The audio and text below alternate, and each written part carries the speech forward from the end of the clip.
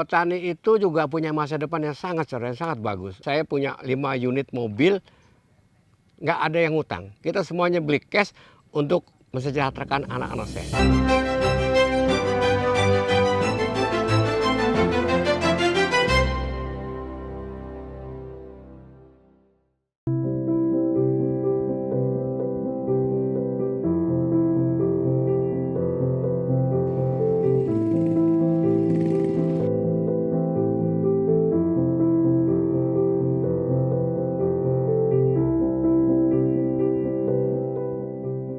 Jadi saya hidup di kampung Kabak Pasir yang memang keadaan ekonomi keluarga kami sangat luar biasa susahnya.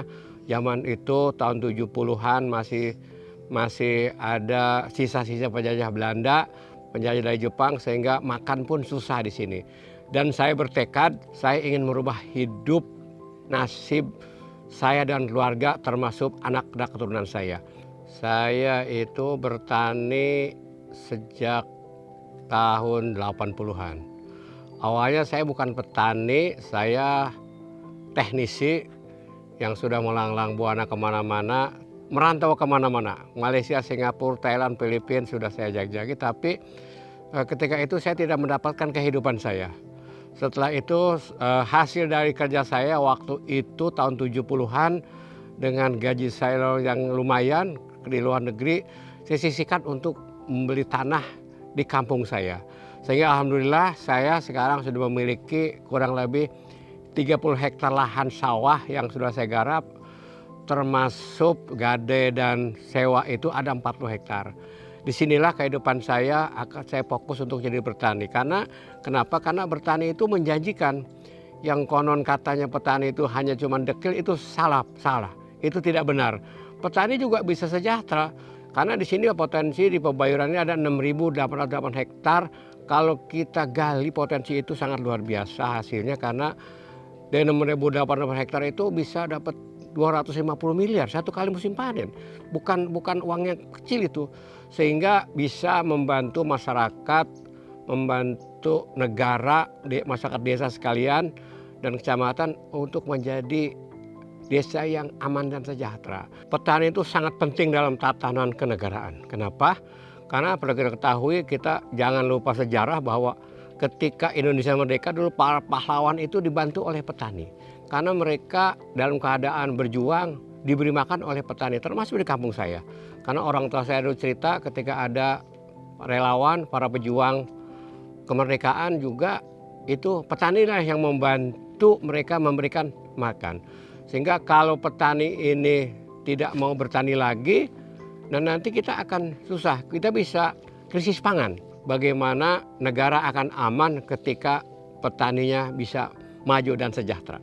Petani pun bisa merubah kehidupan yang dari awalnya kita penuh dengan penderitaan dan susah untuk makan susah. Ketika kita memiliki lahan, kita berdayakan sehingga bisa bertani yang lebih baik dan merubah kehidupan. Saya ingat betul ketika zaman reformasi pabrik bangkrut, di mana-mana kolab, tapi petani terangkat. Kalau kita tahu bahwa saya hidup di Kabupaten Bekasi, kota industri, banyak perusahaan yang kolab, bangkrut, pailit, tapi petani enggak. Petani tetap berdiri tegak, berusaha nyaman dan tenang. Yang paling penting petani itu usahanya halal. Teman-teman sekalian, mungkin anak bangsa Indonesia, jangan a priori jadi petani.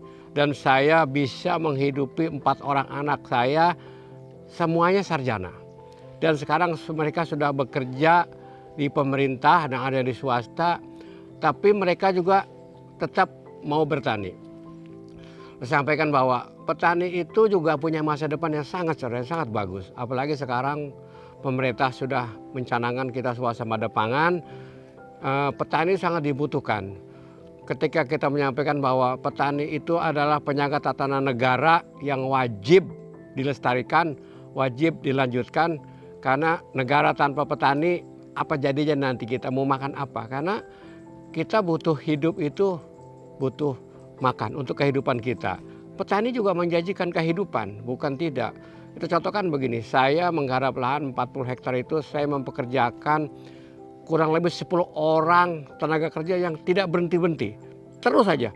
Mereka tanpa skill, tanpa ijazah, tanpa surat lamaran, tapi mereka bisa bekerja dengan upah yang sangat luar biasa. Kurang lebih 1 bulan itu bisa dapat 5 juta loh. Itu artinya tidak kalah dengan PT. Dan saat musim tanam, kami bisa mempekerjakan lebih ratusan orang. Bahkan mungkin bisa lebih, begitu juga saat musim panen. Hasil rekayasa teknologi belum ada yang bisa membuat nasi, kecuali petani. Walaupun teknologi dibuat oleh para ahli, tetap aja petani yang pelakunya. Karena petani adalah pelaku yang bisa menghidupi orang banyak. Karena saya pernah bekerja di perusahaan dan di pemerintahan dengan gaji 25 juta 1 bulan itu luar biasa. Tapi ketika kita mau beli mobil cash itu susah. Karena datangnya nggak bersamaan. Tapi ketika kita hasil panen dengan 40 hektar itu, tengkulak itu datang berbondong-bondong menawarkan, ini loh Pak Haji duitnya mau berapa gitu kan. Ketika kita mau ke dealer, ya alhamdulillah kita, mohon maaf bukan sombong ya, tapi saya punya 5 unit mobil, nggak ada yang ngutang. Kita semuanya beli cash untuk mensejahterakan anak-anak saya. Bertani itu memang butuh kekuatan mental ya. Bertani itu bukan cuma bicara tanaman padi sama sawah ya, tapi bertani itu berhubungan dengan alam, dengan cuaca. Faktornya banyak, indikator juga banyak. Ada hama, ada wereng, sunda, beluk, dan yang paling susah dikendalikan adalah tikus. Pasti kami merasakan itu karena kami sudah terbiasa dengan alam itu. Suka dukanya pasti ada, namun kalau saya boleh sampaikan, hanya petani yang bermental baja. Walaupun hari ini gagal, besok tetap tanam. Petani tidak berhenti bertanam karena itu memang aktivitas kami, sudah kami mendarah daging, sudah kami cintai bahwa petani itu memang membawa masa depan. Sudah suka duka itu sering kita alami, termasuk sekarang ini baru kemarin habis banjir ya. Tapi petani tetap berjalan berupaya untuk melestarikan tanaman kita dan juga untuk ada harapan mudah-mudahan bisa selesai setelah banjir ini. Cerita pilu petani ya, karena memang ini kejadian ini terus berulang-ulang. Kalau hama, sunda, beluk ada bayar lah, pasti bisa. Tapi yang satu ini tikus nih yang tidak bisa kita kendalikan.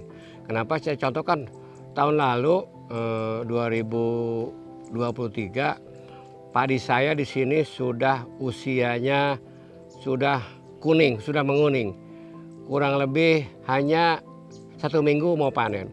Secara kebetulan saya kemarin mau menikahkan anak dan ada cuaca juga yang tidak bagus, ada mendung-mendung.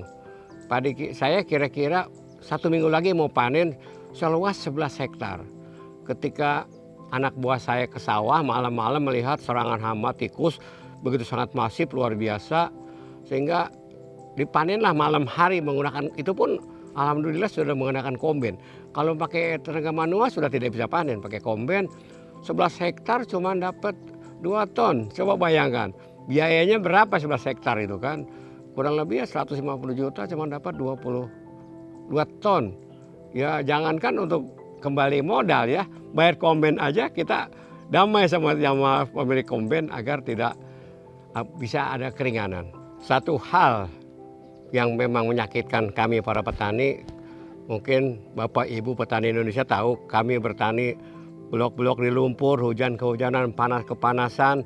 Tapi ketika kami panen, musim panen kan biasa tuh ketika panen raya harga yang anjlok. Kami tidak bisa menentukan harga, yang menentukan harga adalah para pihak, atau kalau boleh saya katakan tanda kutip itu adalah calo. Dan mereka nggak blok-blokan, nggak panas-panasan. Mereka pegang HP dapat untung Rp200 per kilogram. Hilirisasinya harus dikelola oleh negara sehingga tidak menyakitkan petani, agar petani-petani muda kita, petani milenial mau bertani, agar bagaimana pemerintah memotong mata rantai pasar hilirisasi dari petani langsung kepada konsumen.